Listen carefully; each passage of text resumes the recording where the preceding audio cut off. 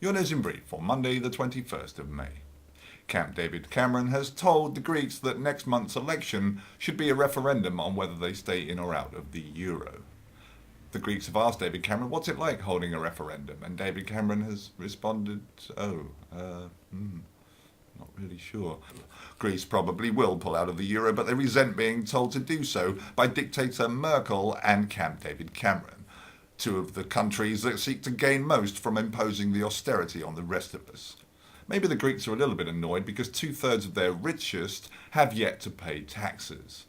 This is the same across all of Europe, and in fact the austerity imposed on the Greeks and the rest of us in Europe comes from a very strong economy of Germany. Why don't they look to Iceland? Only 4 years ago that country was bankrupt, but they took their corrupt bankers and put them in jail. They dismantled their political system and made a new government, and they took their top tax avoiders and put them in jail. Most of those tax avoiders were large corporation leaders, some of which own media companies, which is probably why we don't hear a lot about what happened in Iceland in this country.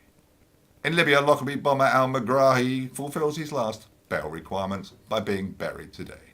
NATO leaders meet in Chicago to discuss the withdrawal from Afghanistan.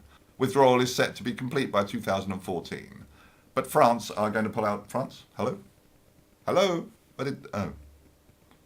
Ryanair announced 25% increase in profit for last year, and they aim to celebrate by increasing their fares by 3%, reducing the footroom by 5%, and increasing the total misery of a flight on Ryanair by at least 15%. It's the week of the Chelsea Flower Show, and most of the precious orchids were paraded through the town yesterday celebrating their Champions League victory. The most precious flower of all, Fernando Torres, says he's not happy with the club and aims to leave because of the way he's been treated. The Olympic flame makes his way from Exeter today. One of the flame bearers will be triple jumper Jonathan Edwards, who aims to hop, skip and mince his way towards Taunton.